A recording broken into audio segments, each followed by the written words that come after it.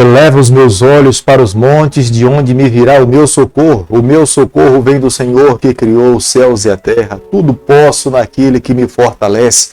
Os anjos do Senhor se acampam ao redor daqueles que o temem e os livra. Muito bom dia. É uma alegria para nós podermos acordar e podermos ver o brilho do sol. Sabermos que temos um Deus, um Pai presente, que cuida de cada um de nós, que envia os seus anjos para estar ao nosso lado, nos proteger, nos amparar e nos conceder a vitória. A cada dia, quando nos levantamos, os nossos pensamentos são arrebatados ao céu. Entramos em contato com o nosso Deus e sentimos a sua presença e bênção sobre a nossa vida. A cada dia que vivemos, encontramos razão para viver em função do nosso Salvador, que implantou no nosso coração a esperança de um dia estarmos com Ele eternamente. Todos os dias nesse canal nós estudamos um capítulo da Palavra do Senhor.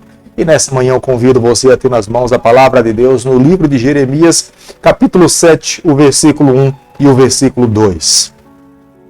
Palavra que da parte do Senhor foi dita a Jeremias: põe-te à porta da casa do Senhor e proclama ali esta palavra e dize: ouvi a palavra do Senhor, todos de Judá, vós os que entrais por essas portas, para adorardes ao Senhor.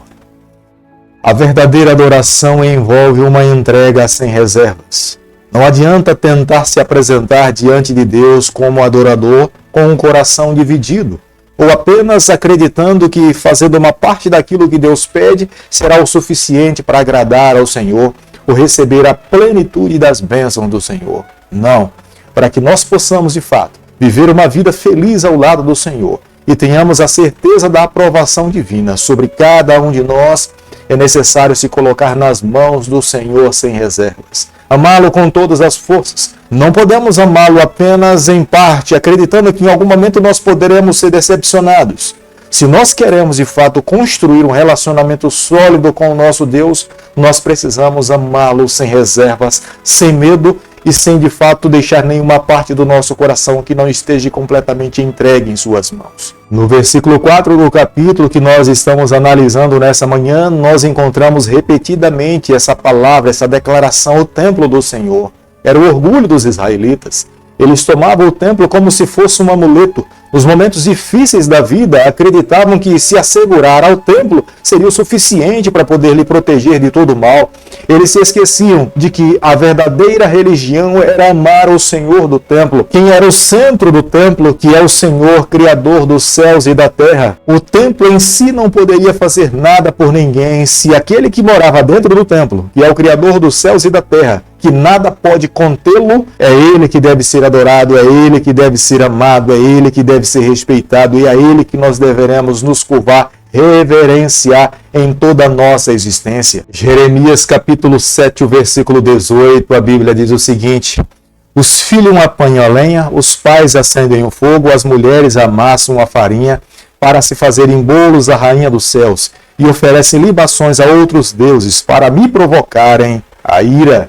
Deus aqui estava demonstrando a sua desaprovação à adoração a ídolos, a deuses estranhos. O Deus Criador dos céus e da terra morava entre eles, mas eles davam as costas para esse Deus e se voltavam para os deuses pagãos, os deuses dos cananeus, deuses que não poderiam lhe ouvir, Deus que não poderia agir. Os bolos que o Senhor está falando aqui através do profeta Jeremias eram bolos que eram feitos a esses deuses pagãos. Era uma série de adoração que era muito comum no Oriente Médio. Essa prática pagã acabou sendo adotada pelo próprio cristianismo no futuro. Essa deusa conhecida como sendo a rainha dos céus é a mesma conhecida pelos hebreus como sendo a Astarote, pelos cananeus como Astarte. Era uma deusa que era muito comum no Oriente Médio. Todos eles acabavam em algum momento se voltando para essa deusa com um bolo nas mãos, bolos sacrificais, com expressão de adoração a essa deusa. E Deus se sentia aborrecido, rejeitado, ferido e magoado com o seu povo, porque se envolvia com os cananeus nas mesmas práticas. No versículo 22 do capítulo que nós estamos analisando nessa manhã, o profeta Jeremias fala: nada as falei, porque depois que eles saíram do Egito, Moisés foi o responsável em orientar a nação de Israel a respeito de como eles deveriam viver diante do Senhor. As práticas pagãs dos cananeus deveriam ser aborrecidas pelo povo do Senhor, porque a nação de Israel havia um propósito específico. Eles deveriam representar o nome de Deus, Criador dos céus e da terra. Esse Deus não queria que se curvasse diante de imagem, de escultura, ou alguma coisa que se assemelhasse, que estivesse no céu, na terra ou no mar. Ele queria ser adorado em espírito e em verdade. Todo aquele que quisesse receber as suas bênçãos deveriam adorá-lo com o coração contrito ligado a ele. Deveria se tornar o templo vivo do poder do Espírito Santo. Essas pessoas receberiam a bênção de Deus e viveriam na plenitude do Espírito diante do Senhor. No versículo 22 do capítulo que nós estamos analisando nessa manhã, o profeta Jeremias também enfatiza a importância de ser obediente à lei moral de Deus. Acima do sistema de cerimônia daquele período, Deus esperava que os seus filhos vivessem em obediência aos seus ensinamentos. As cerimônias eram importantes, mas obedecer a Deus estava acima de qualquer coisa. A cidade de Judá é comparada a uma mulher que acaba de perder um filho.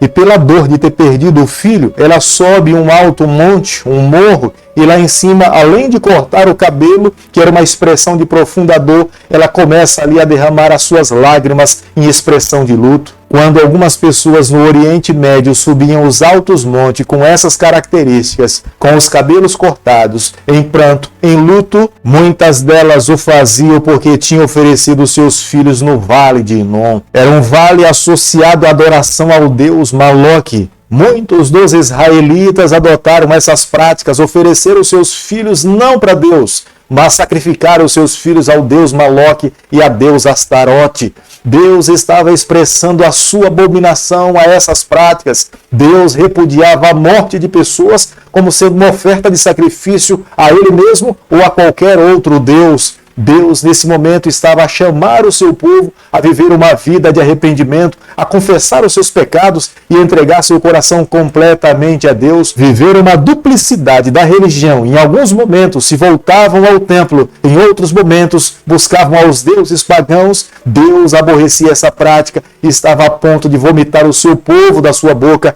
e permitir que os flagelos, os juízos de Deus, viesse sobre essa nação em decorrência dos seus pecados. O sacrifício de crianças era oferecido pelos fenícios, pelos amonitas e pelos moabitas. O próprio rei Davi, o salmista, ele expressa sua abominação falando que Deus não aprova esse tipo de sacrifício. Deus não espera que ninguém tire a vida de alguém em oferecimento a Ele. Pelo contrário, o Deus que nós servimos, Ele preza pela vida. Na própria lei de Deus, Ele fala, não matarás. Como que Deus poderia, na sua lei, que é a expressão do seu caráter, falar que matar é uma abominação à sua existência, sendo que agora ele aceitasse pessoas que matavam seus filhos como uma expressão de adoração a ele? A verdadeira religião que Deus espera que os seus filhos possam praticar nos dias em que nós estamos vivendo não são essas cerimônias, mas é uma vida de obediência a Ele, é entregar o coração exclusivamente a Deus e permitir que Ele conduza a sua vida e amar o seu semelhante, é cuidar da viúva, é cuidar do órfão. Aquele que vive essa prática religiosa recebe a bênção de Deus. Há muitas pessoas que são mais dispostas a viver a cerimônia da religião do que de fato viver uma vida de obediência ao Senhor. Hoje nós somos convidados, da mesma forma como o profeta Jeremias um dia no passado chamou o seu povo a viver uma vida de obediência a Deus, a sua lei moral. Hoje nós somos chamados a viver no mesmo nível de compromisso e de responsabilidade diante do nosso Deus. Deus, através do profeta Jeremias, estava pedindo para que o seu povo tirasse aquela capa de vida religiosa e se colocasse diante dele como cada um de fato era, com o seu coração aberto, não apresentando uma máscara, mas apresentando mesmo que fossem os seus defeitos, porque tendo seus defeitos diante do Senhor, seria Ele mesmo que iria remover todo o mal e iria permitir que os seus filhos vivessem em fidelidade, seria Ele que iria curar as chagas, as feridas, e iria dar a oportunidade de cada um viver em santidade diante do Senhor. Enquanto os israelitas tentavam viver mascarados, em dado momento adorando a Deus, em dado outro momento adorando ao Deus Astarote, viver dessa forma, eles não iriam agradar nem a um, nem ao outro. Eles deveriam tomar uma posição e encontrar cura. Quando então se voltassem para Deus, Ele seria o responsável em curar todas as chagas do seu povo, trazer libertação para que eles pudessem viver uma vida feliz e se tornar uma nação invencível. É o mesmo convite que Deus faz para o seu povo nos dias em que nós nos encontramos. Há um remanescente que está se preparando para se encontrar com Deus. Se esse remanescente quer receber a bênção de Deus, a força do Senhor para viver uma vida vitoriosa, hoje é o dia de nos colocarmos diante de Deus, sem nenhuma máscara, apresentar os nossos defeitos, pedir perdão, confessar os nossos pecados e esperar a cura que somente provém das mãos do nosso Salvador. Aquele que assume essa postura recebe a bênção de Deus, mas aquele que tenta ainda se esconder do Senhor os seus defeitos e tentar agradar ao Senhor, tentando se apresentar diante dele, um dia será descoberto pelo Senhor e será colocado para fora. Hoje é o dia da nossa salvação. É a oportunidade que temos hoje de recebermos a bênção de Deus e vivermos uma vida em santidade diante do nosso Salvador. Querido Pai, em Tuas mãos nessa manhã nós nos colocamos. Queremos a cada dia viver exclusivamente para o Senhor. Toma o nosso coração, molda a nossa vida. Nos dê a graça de um dia estarmos com o Senhor por toda a eternidade. É o nosso pedido e a nossa oração. E o fazemos em nome de Jesus. Que o Senhor te abençoe e te guarde. Que Ele faça resplandecer o seu rosto sobre você. Que Ele tenha misericórdia de você. Que sobre você nessa manhã Ele levante seu rosto e conceda a sua paz em nome de Jesus. Amém.